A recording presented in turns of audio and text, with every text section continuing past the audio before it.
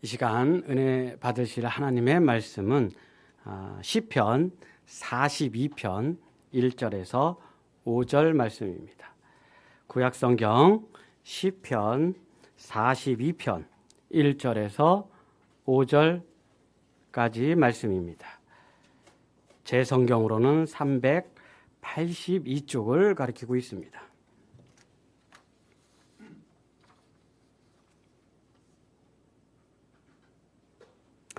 다 찾은 줄 알고 제가 봉독하겠습니다. 하나님이여, 사슴이 시냇물을 찾기에 갈급한 같이 내 영혼이 주를 찾기에 갈급하니이다.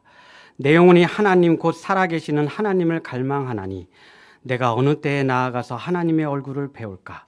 사람들이 종일 내게 하는 말이 내 하나님이 어디 있느냐 하오니 내 눈물이 주야로 내 음식이 되었도다.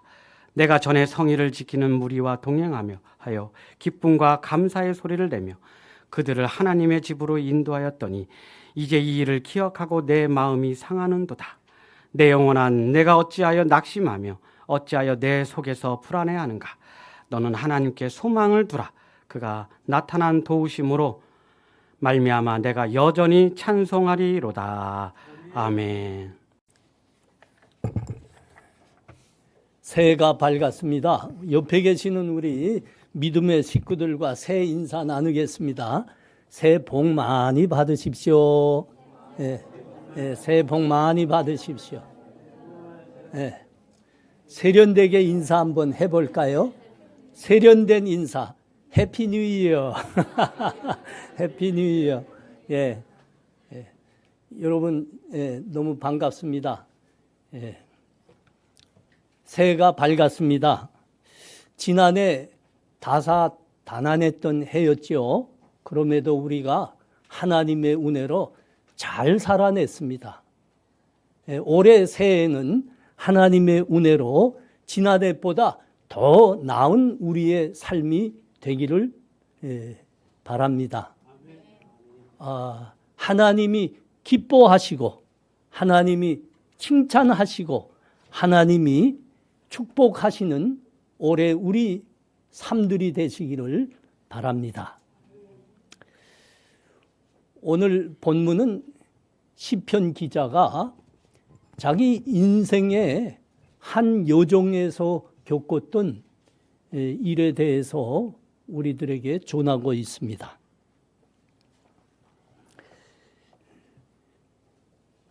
하나님을 예배하던 사람인데 하나님의 성전을 잃게 됐습니다.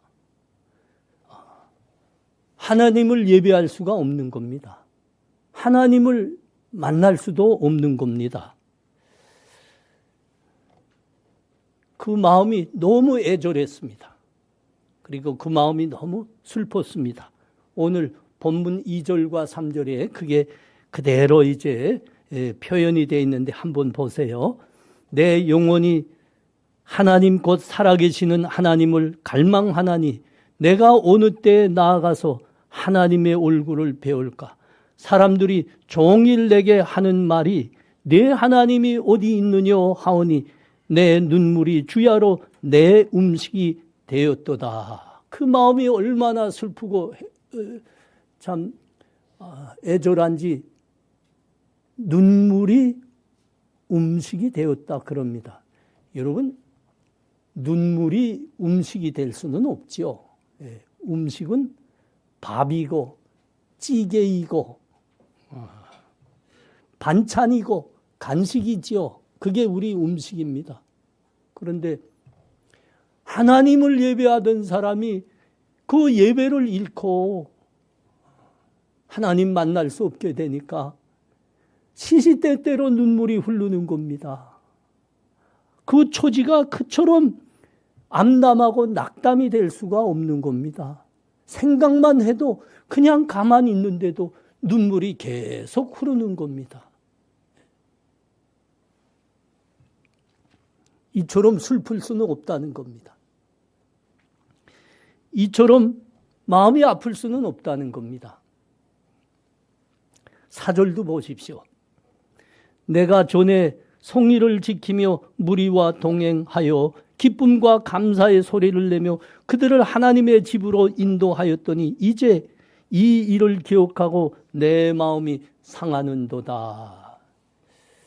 네, 여러 학자들의 교내로는 이 시편 42편은 고라 자손들이 바벨론 포로 기간에 기록한 시편이라고 이해하고 있습니다. 여러분 고라 자손 잘 알죠?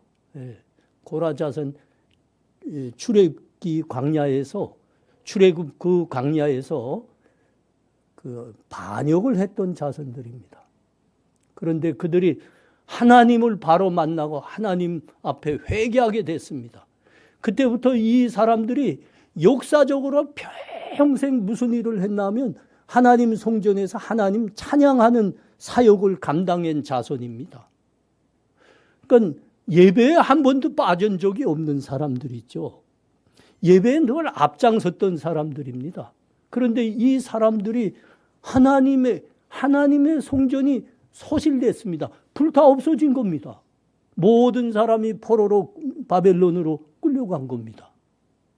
하나님 예배에 그렇게 앞장섰던 사람들이 그 예배를 잃고 성전으로는 돌아갈 수도 없고 하나님 만날 수도 없고 그러니까 그 마음이 정말 참담했습니다.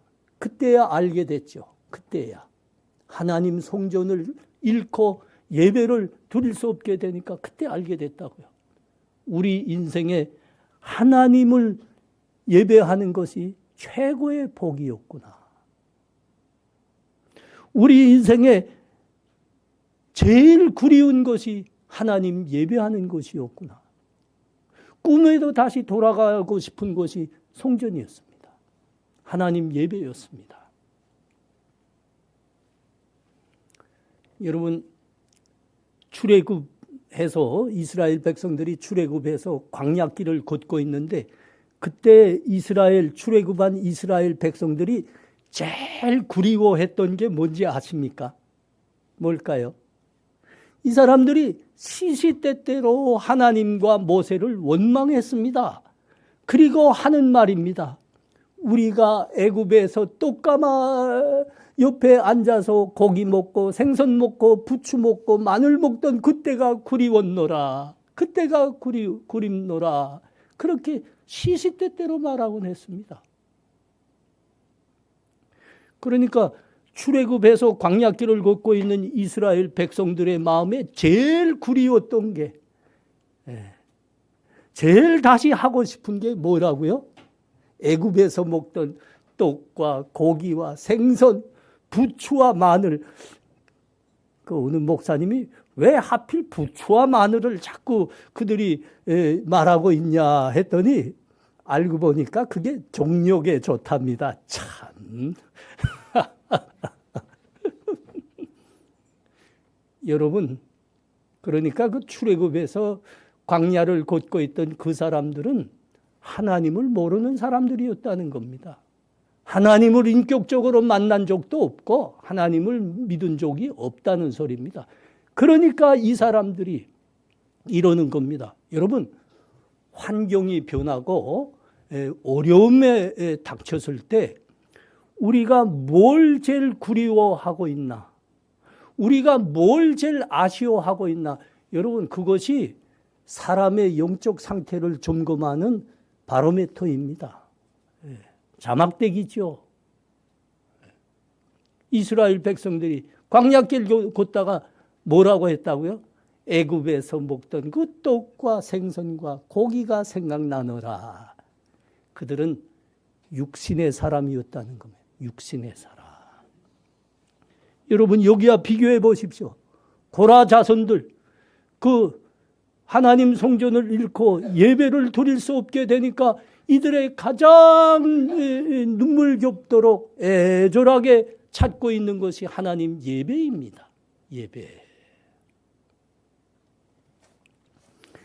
우리가 여행들 가보면 경험하게 되지 않습니까? 하나님 믿는 사람은 여행을 가도 그곳에서 주일에 예배를 드릴 수 있을까? 그게 제일 먼저 관심사입니다. 여기 내가 여행 온 이곳에 예배 드릴 수 있는 교회가 있을까? 그거부터 찾습니다. 만일 그곳에 예배 드릴 수 있는 교회가 너무 멀다거나 그 교회가 존재하지 않으면 우리가 여행지를 선택할 때 그거를 지워버리기도 합니다. 교회가 있는 곳으로 가는 거죠. 여러분, 이게 내가 하나님 믿는 사람이다, 내 영혼이 구원을 받았다는 삶의 모습입니다. 우리 믿는 사람들은 어디를 가든 무엇을 하든 어떤 환경에 처하든 하나님 예배하고 하나님 만나는 것이 제1의 관심사입니다. 삶의 목표이기도 합니다.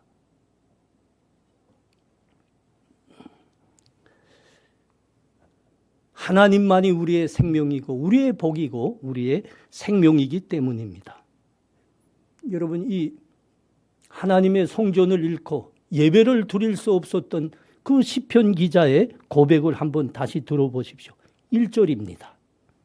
하나님이여, 사슴이 시냇물을 찾기에 갈급함 같이 내 영혼이 주를 찾기에 갈급하나이다.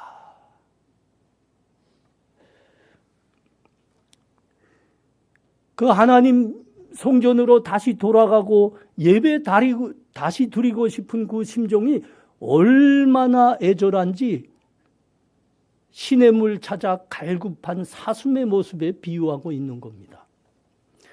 그 사슴이란 동물은 열이 많은 동물입니다. 그래서 물을 자주 마십니다. 만일 물을 자주 마시지 못하면 생명이 위험해집니다. 그 갈증을 해결하는 동시에 그 몸의 열을 낮추는 기능이 그 물이거든요. 그래서 물을 그렇게 자주 찾습니다. 낙타 보셨죠? 낙타는 사슴하고 아주 다릅니다. 그 둥연한 그 혹에다가 그 물과 지방을 저축합니다. 그래서 그 낙타라는 동물은 물과 음식을 먹지 않고 수개월을 버텨낼 수 있습니다. 그 둥의 지방과 용량을 이렇게 소비하면서. 그러나 사슴은 그렇지 않습니다. 물을 제때 마시지 않으면 생명이 위험하다니까요. 그래서 그렇게 갈급합니다. 이 원어의 의미를 보면 이 갈급하다는 의미가 부르짖는다는 소리입니다. 여기저기 부르짖으며 뛰어다닌다는 의미입니다. 사슴이 그러는 거죠. 우리나라는 강수량이 많고 어디 가나 물이 꽤 많기 때문에 사슴이 그런 모습을 볼 수가 없어요. 그러나 이스라엘과 같은 강수량이 적은 나라에는 이런 모습을 볼 수 있는 거예요. 여러분, 그 아프리카 누때 봤죠? 수만 마리가 떼를 지어가지고 물을 찾아가는데 죽을 힘을 다해서 뛰어가는 겁니다. 쉬지 않고 물을 찾아 뛰어가는 겁니다. 죽을 힘을 다해. 그러다가 착각하죠. 신기루를 보고 그게 물이다 해서 막 길을 쓰고 달려가다가 수천 마리씩 한 번에 죽어버립니다. 떼죽음 당하는 거예요. 시편 기자가 하나님 성전으로 다시 돌아가고 싶고 하나님 예배 다시 드리고 싶은 그 심정, 그 애절함이 이와 같은 겁니다. 이와 같은 거.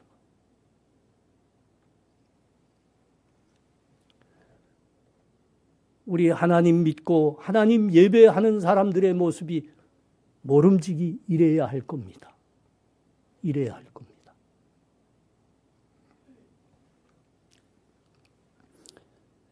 한 10년 전입니다.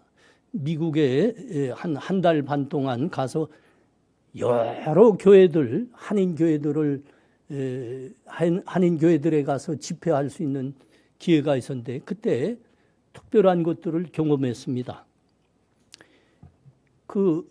우린 미국 교포들에 대해서 좀 어떻게 볼지 모르겠지만 실제 가서 보니까 이민으로 미국에서 산다는 것은 매우 고달프고 어려운 삶입니다.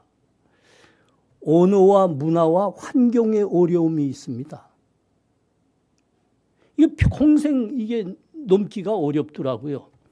거기에다가 주류 사회에서 인정받기 어려운 소외감이라는 게 있어요. 소외감.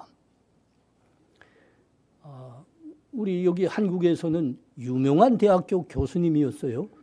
미국 가면 뭘 할까요?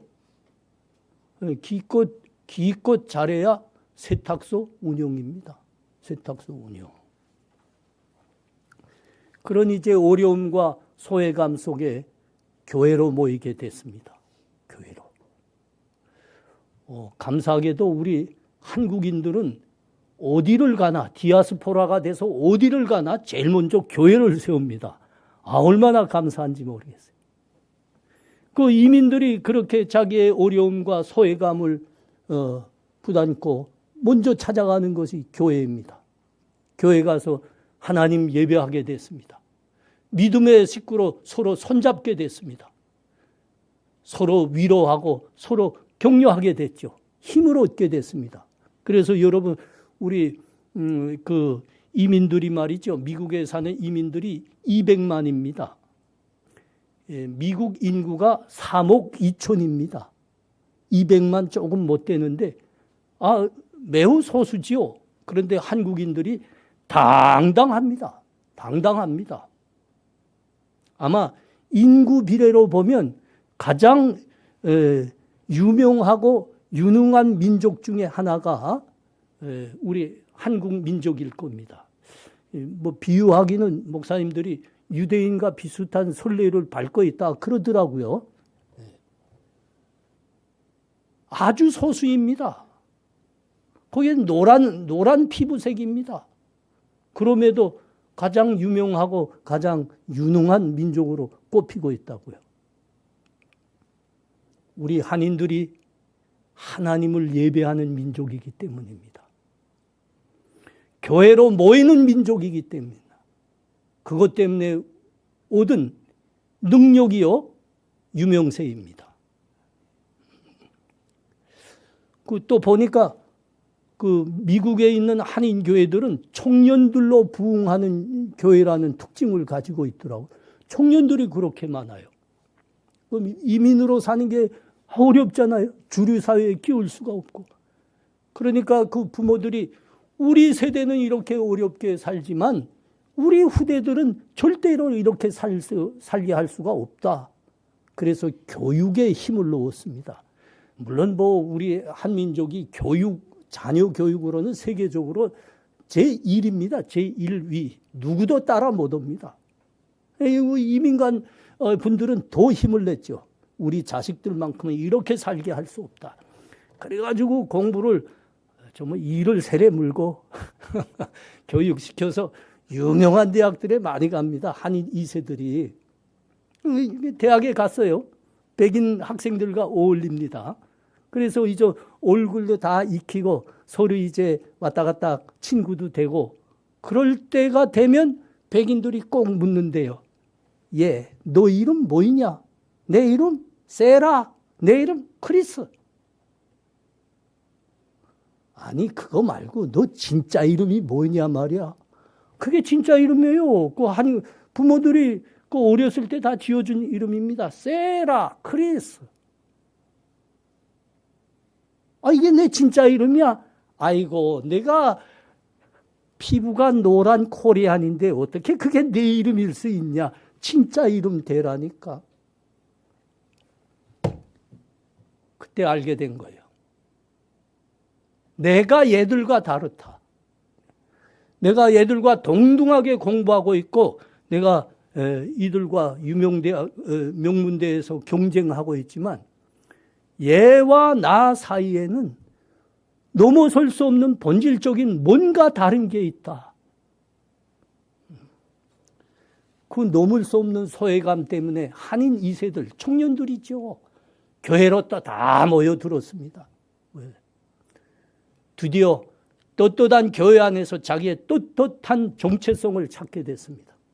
서로 믿음의 식구가 돼서 손잡게 되고 하나님 예배하면서 서로 위로하고 격려하게 됐죠. 그래서 한인 2세들이 멋있게 되고 있어요. 아주 멋있게 되고. 우리 한국 교회는 청년들이 자꾸 사라져. 우리 교회는 안 해요. 우리 교회는 청년들로 부흥하는 교회. 오늘도 두 분이 새로운 분이 오셨네요. 네, 멋있네. 우리 한국 교회는 청년들이 자꾸 사라지지만 미국에 있는 한인 교회는 청년들이 부흥하는 교회입니다. 아주 아름답더라고요. 미국에 말이죠. 우리 한국인하고 얼굴이 비슷한 중국 이민자들도 많고 베트남 이민자들도 꽤 돼요. 중국 이민자들은 우리 한국 이민수보다 좀 많고요. 베트남 이민수는 좀 비슷비슷합니다. 그래서 내가 목사님들한테 물었습니다. 우리 한국인들은 교회로 다 모이기를 좋아하는데 저 사람들, 중국 사람들, 베트남 사람들은 어떻게 모입니까? 목사님들이 하시는 말씀이 글쎄요, 잘 모르겠습니다. 그런데 아주 분명한 게 있어요. 저 사람들은 모이면 먹더라고요. 먹는데요. 모이면 먹는데요.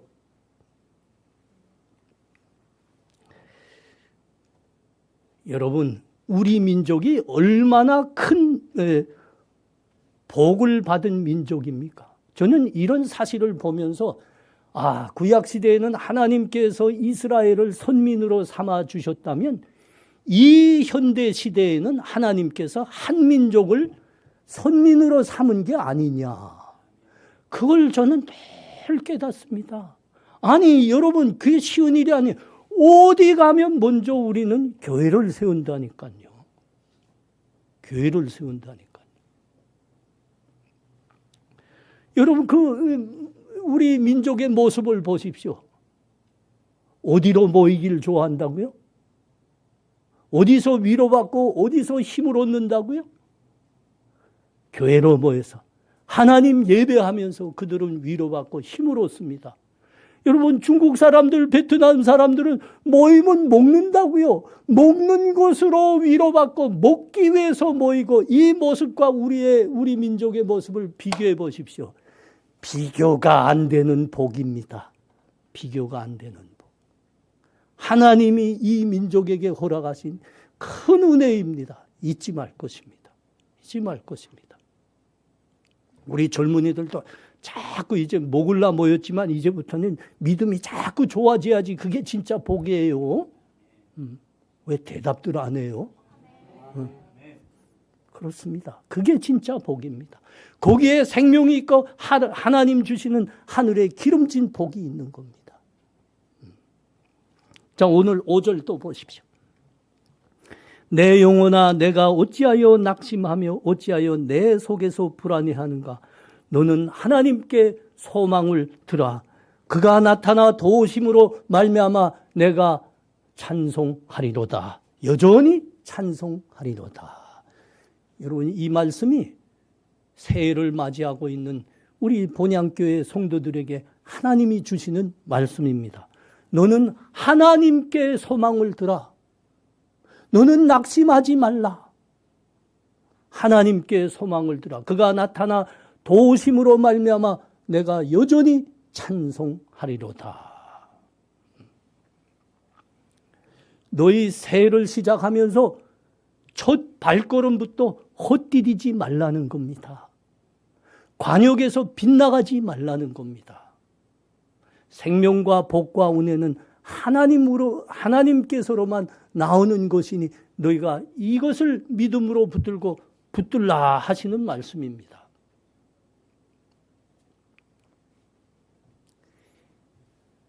인생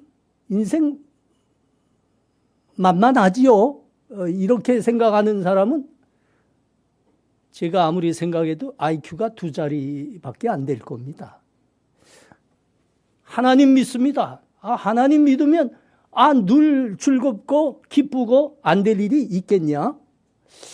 이런 생각 가지는 분들, 글쎄 믿음이 좋다고 할 수 있겠지만 사실은 신앙의 초등학생입니다. 인생 만만하지 않습니다. 새해가 시작됐는데 많은 사람들이 정동진으로 떠갔어요. 왜 갔을까요? 새해 맞이 새 떠오르는 첫 햇님을 보면서 소원을 빌어보겠다는 거죠. 시간이 없는 사람들은 새벽에 산으로 오르더라고요. 우리 집이 산에서 얼마 멀지 않아요. 산으로 오르더라고요. 왜 오르는가 봤더니 자기의 시간이 없어서 정동진까지는 못 가겠고 새 소원을 그 햇님께 빌어보겠다는 겁니다. 그렇게 한다고 해서 새의 인생이 펴있는 거는 도둑 아닙니다. 왜 그렇죠? 그 태양이라는 건 그냥 하나의 피조물입니다. 피조물. 뭐 제가 어찌 그런 거 할 수 없는 겁니다. 우리가 다 알잖아요. 수소와 헬리움 핵덩어리라는 거. 아닌가? 맞을 겁니다. 그냥 피조물입니다. 우리한테 아무것도 할 수 없어요. 올해 내 인생이 펴일까? 구겨질까? 걱정하는 사람들 많습니다. 새해 우리 삶을 놓고 많은 생각을 하고 있는 우리 성도들에게 하나님이 주시는 말씀입니다. 내 영혼아 어찌하여 내가 낙심하며 어찌하여 내 속에서 불안해하는가? 너는 하나님께 소망을 두라. 그가 나타나 도우심으로 말미암아 내가 여전히 찬송할지로다. 여러분, 하나님이 새해에 하나님께 소망을 두라 하십니다. 하나님 여전히 우리를 도우시는 분이라 우리에게 말씀하십니다. 예수님의 12 제자들이 예수님이 이제 곧 십자가를 지시고 죽게 된다는 사실을 알게 됐습니다. 그러면 우리 주님 없어지면 우리 어떻게 사나? 많은 두려움, 걱정하게 됐죠. 그때 우리 주님이 친히 하신 말씀입니다. 그리고 하신 약속입니다. 내가 아버지께 구하겠으니 그가 또 다른 보혜사를 너에게 주사 영원토록 너희와 함께 있게 하리니 내가 너희를 고아와 같이 버려두지 아니하고 너희에게 오리라. 주님의 약속입니다. 내가 너희를 고아와 같이 버려두지 아니하리라. 내가 너희와 영원히 함께하리라. 너희를 떠나지 아니하리라. 우리 주님의 이 약속으로 성령 하나님이 강림하신 거 아닙니까? 여러분, 성령 하나님이 어떤 분이십니까? 성령 하나님은 아버지 하나님, 성자 하나님으로부터 보냄을 받은 우리 주님의 영입니다. 그리고 우리와 영원히 함께 하시는 예수 그리스도의 현존이십니다. 우리 주님이 함께 하십니다. 우리 아버지 하나님이 함께 하십니다. 우리와 함께 하시며 우리를 도우시는 분입니다. 우리 하나님은 오늘 새해 우리 보고 그 하나님께 소망을 두라 하시는 겁니다.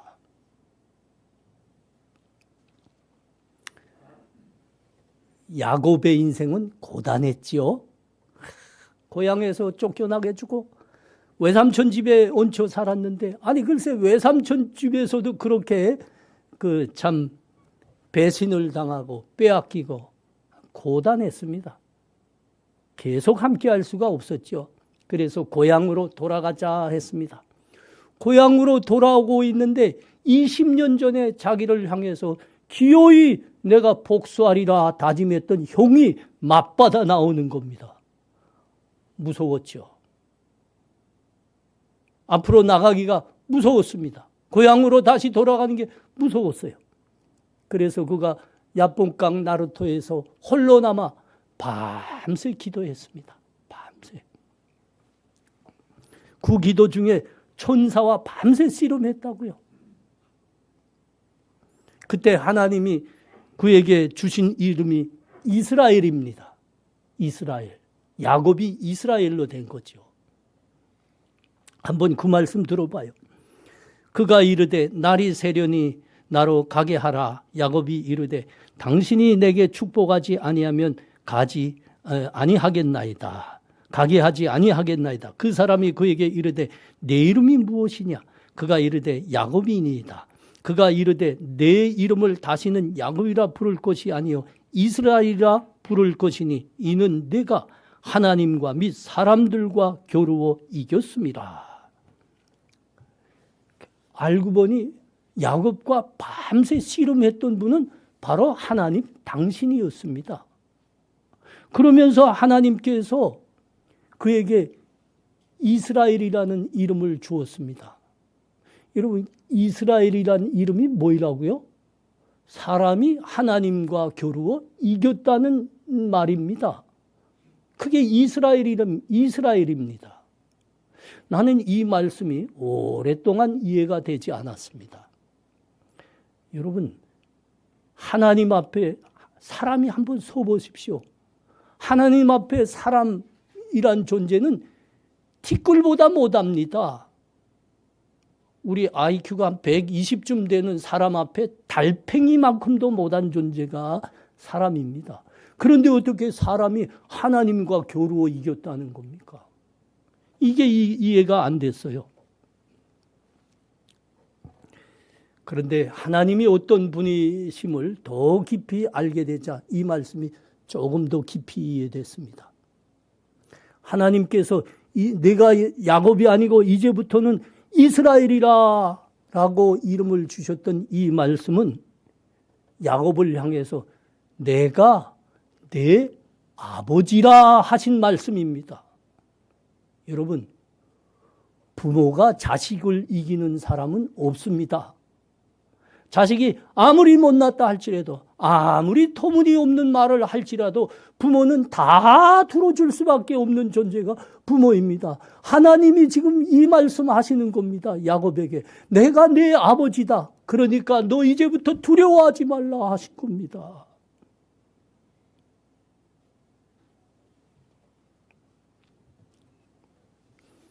사랑하는 성도님들, 올 새해에 우리 아버지가 되시는 이 하나님께 우리의 소망을 두시기를 바랍니다. 아버지가 되시는 이 하나님 의지하시기를 바랍니다. 하나님은 올해도 우리와 함께 하실 겁니다. 우리가 연약한 중에도 우리를 도우실 겁니다. 러시아의 작가 톨스토이 대학에서 계속 낙제 점수를 맞았습니다. 교수들이 그를 향해서 하는 말이 이 청년은 공부하기를 포기한 청년이라 하고 낙인을 찍었습니다. 그런데 그가 성경을 통해서 큰 지혜를 얻었죠. 그래서 그 세계적인 대작품 전쟁과 평화를 톨스토이가 쓰게 됐습니다. 프랑스 조각가 로댕은 예술학교 입학을 3번씩이나 거부당한 사람입니다. 그의 아버지가 지켜보다가 한 말입니다. 어찌 우리 집안에서 이런 밥통이 태어났다더냐. 그런데 그가 세계적인 조각가로 이름을 날리게 됐습니다. 아인슈타인 다 알잖아요. 천재입니다. 그런데 그를 담당했던 선생님들은 이구동성으로 정신 발달이 느린 아이, 환상에 사로잡힌 아이, 교육할 수 없는 아이라고 낙인 찍었습니다. 우리 하나님은 그런 연약한 사람을, 꼴찌의 사람을 1등으로 만드시는 하나님이십니다. 이 하나님께 올해 우리의 소망을 두라 하시는 말씀입니다. 항해하던 한 배가 좌초됐습니다. 그 많은 사람들 중에 딱 한 사람이 살아남았습니다. 파도에 밀려 작은 무인도에 당도하게 됐습니다. 하나님께 살려달라고 부르짖었습니다. 부르짖었습니다. 배가 구조하려 오지 않을까? 날마다 바닷가에 앉아 하염없이 바라봤습니다. 배는 오지 않았습니다. 그렇게 수개월이 지났습니다. 이제는 추위가 닥쳐왔습니다. 그래서 자그마한 오두막을 지었습니다. 오두막을 지어놓고 어느 날 식량을 구하려고 나갔는데 글쎄 그 오두막에 화재가 나서 몽땅 타버렸습니다. 오두막이. 그래서 그 불씨로 남겨놓았던 게 그게 화군이 됐어요. 그 배가 침몰할 때 그 배에서 걷어가지고 왔던 생활도구마저도 다 타버렸습니다. 절망했습니다. 그 자리에 주저앉았습니다. 이젠 살 수가 없다. 그런데 아침이 됐습니다. 아침이 되었는데 뿡 하면서 백고동 소리가 들리는 거예요. 야, 이게 뭐야? 눈을 번쩍 떠보니까 커다란 배가 이 섬으로 오고 있는 겁니다. 선장을 만나서 물었지요. 아니 선장님, 이 조그마한 섬에 조난당한 사람이 있다는 걸 어떻게 아시고 이렇게 와줬습니까? 우리는 당신이 피워 올린 연기 보고 왔습니다. 우리 하나님이 어떤 하나님이라고요? 사랑하는 그 아들과 딸들을 위해 모든 일을 합력하여 손을 이루시는 하나님이십니다. 이 하나님께 새해 우리의 소망을 두라 하나님이 말씀하는 겁니다. 올 새해에 하나님께만 소망을 두는 우리 성도님들 다 되시기 바랍니다. 하나님께만 의지하기를 축원합니다. 우리의 믿음의 기도로 드리는 새해의 소원을 하나님께서 새해 내내 응답하시며 우리들에게 그 아들과 딸들에게 하늘의 기름진 복과 은혜를 베푸실 겁니다.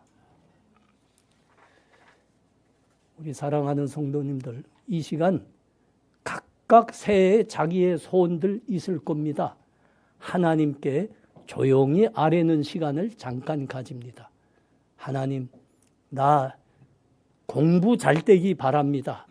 공부 잘 되게 해주옵소서. 하나님께만 소망 듭니다. 그렇게 기도하세요. 우리 기업 하시는 분들은 하나님, 내 기업이 새해에도 잘 되고 번성하기를 원합니다. 하나님께만 소망 듭니다. 이루어 주옵소서. 하나님, 내 건강이 나쁩니다. 건강 이루어 주옵소서. 하나님께만 소망 듭니다. 이렇게 각자 자기의 소원을 하나님께 조용히 아뢰는 시간 갖겠습니다. 기도합니다. 하나님 은혜를 감사합니다. 우리 하나님이 생명과 복과 은혜의 하나님입니다. 하나님께로만 생명이 나오고 복이 나오고 은혜가 나옵니다. 우리 시편 기자가 이 믿음을 가졌기에 하나님을 향해서 그 사슴이 시냇물 찾기에 갈급한 같이 하나님 예배를 사모하고 하나님 성전을 사모하였습니다. 우리도 이 해에 우리 하나님께만 소망을 둡니다. 하나님 이루어 주실 줄 믿습니다. 나는 하나님을 믿는 아들입니다. 나는 하나님을 믿는 딸입니다. 우리 이 믿음으로 드리는 기도가 새해 내내 하나님으로부터 응답받는 복된 새해 이루어 주옵소서.